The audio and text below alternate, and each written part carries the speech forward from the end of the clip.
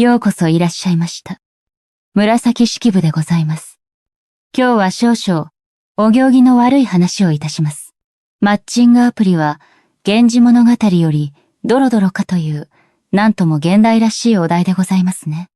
まず申し上げますが、1000年前の作者を代表して、一言、本気で比べるつもりなら、光源氏よりハイスペックな男を、ちゃんと用意なさいませ。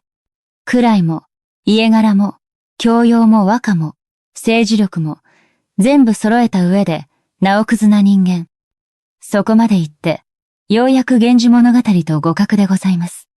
今のところ、そちらの世界、多くは、年収いくら、身長いくつ、いいね何件でドロドロしておられるようですが、それ、恋愛ではなく、条件闘争でございます。可愛げがありません。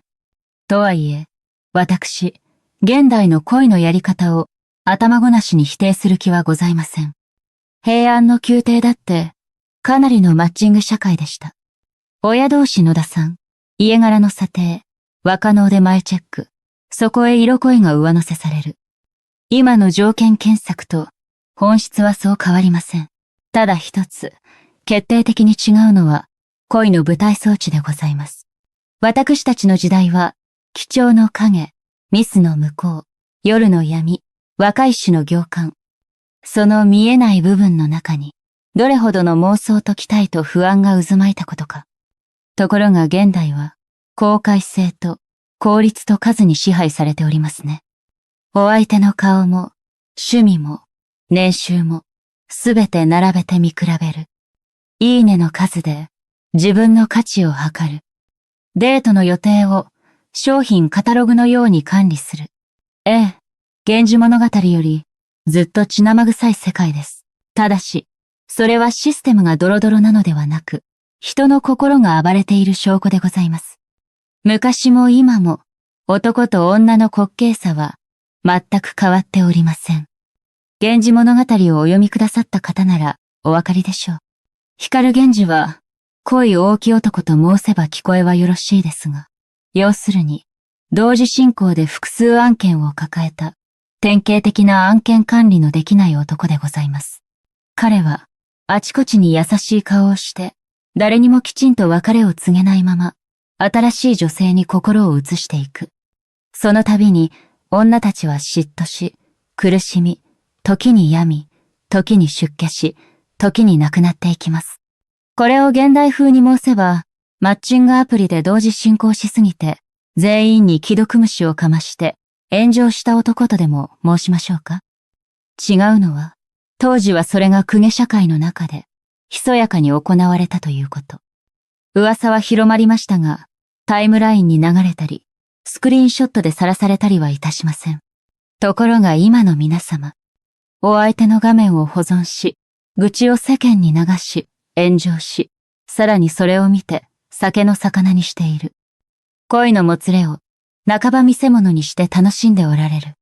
その意味で、現代の方が、源氏物語よりずっと、公開処刑でございます。私の時代、女が本音を世間にぶちまける場は、和歌と日記くらいでした。だからこそ、言葉を磨き、行間に毒を隠し、比喩できるしかなかったのです。今は、思ったままを一行で書き捨て、即座に反応が変える。それは便利でございますが、同時に、とても残酷でもあります。少し辛辣なことを申し上げましょう。マッチングアプリで心がすり減る方の多くは、自分も他人を品定めしているという事実を見て見ぬふりをしておられます。相手が自分を点数付けしたと怒りながら、自分も条件で相手を切り捨てている。それを運命じゃなかったと言い換えて、ごまかしておられる。その自己欺瞞こそ、一番のドロドロでございます。源氏物語の女性たちは、自分の醜い感情をかなりきちんと自覚しておりました。妬ましくてたまらない。あの方を憎まずにはいられない。それでも忘れられない。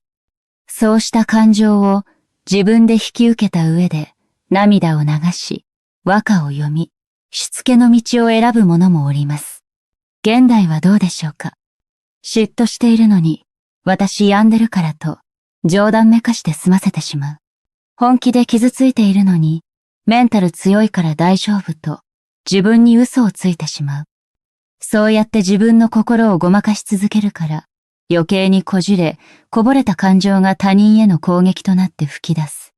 もし、マッチングアプリが源氏物語よりドロドロだとしたら、その原因は技術でも仕組みでもなく、自分の本音から逃げる癖にございます。もう一つ、はっきり申し上げておきたいことがございます。源氏物語は恋愛ドラマのように見えて、実のところ、女たちが男社会をどう生き抜くかという物語でもあります。政略結婚、身分格差、後ろ盾の有無。女たちは自分の一生をほとんど選べない中で、せめて心だけは自由であろうともがいていました。現代の皆様はどうでしょう。自分の人生を選べるはずなのに、恋愛の評価で心を安売りしてはおられませんか。マッチングアプリでお相手を探すこと自体は悪いとは思いません。出会いの場が減った社会で、それは一つの工夫でしょう。しかし、その場で自分の価値を測り、数字に一喜一憂し、自尊心をすり減らしていくのであれば、それはただの自傷でございます。私の目から見ると、現代の恋愛は、選択肢の多さに溺れておられるように見えます。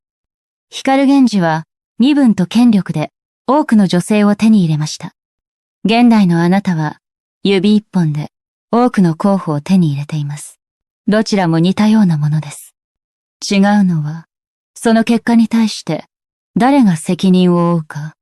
源氏物語では物語がきっちりと因果応報を描きました。光源氏は老いと喪失の中で自分が蒔いた種を味わいます。現代はどうでしょう。遊び尽くしたのに、いい人がいないと不満を言う。傷つけた相手を忘れたまま、みんなだって同じことしていると開き直る。その甘さが物語としての深みを奪っている、と申し上げざるを得ません。もし本当に、マッチングアプリを現代の源氏物語にしたいなら、条件は二つでございます。一つ、他人の心をもてあそんだなら、その報いからも逃げないこと。自分の選択と、その後の孤独や後悔も、セットで引き受けること。もう一つ、自分がどんなに醜い感情を抱いたとしても、それをきちんと見つめ、言葉にしてみること。言い訳ではなく、本音として。これができれば、そこにはただのゴシップではなく、一つの物語が生まれます。最後に、千年倍から鬼太郎馬身として申し上げます。マッチングアプリが悪いのでも、源氏物語が恋愛至上主義なのでもございません。人の心がいつの時代もよく深く、弱く、臆病なだけです。それを認めたくないがゆえに、アプリが悪い、文化が悪いと、外側を責めておられる。その態度こそ、一番滑稽で、一番ドロドロでございます。光源氏ほどの身分も美貌もないのに、恋の相手だけは選び放題でいたい。傷つきたくないのに、ときめきだけは味わいたい。責任は負いたくないのに、物語の主人公ではありたい。そんな都合の良い幻想こそ、千年前からずっと、私が一番笑いながら変えてきた人間の愚かさなのでございます。どうか皆様、恋の手段がどれほど進歩しても、自分の心の始末だけは他人や仕組みに任せず自分でなさいませ。源氏物語よりドロドロな恋をするのは構いません。ただ、その結末までちゃんと見届ける覚悟を持ったとき、初めてあなた自身の物語が始まるのでございます。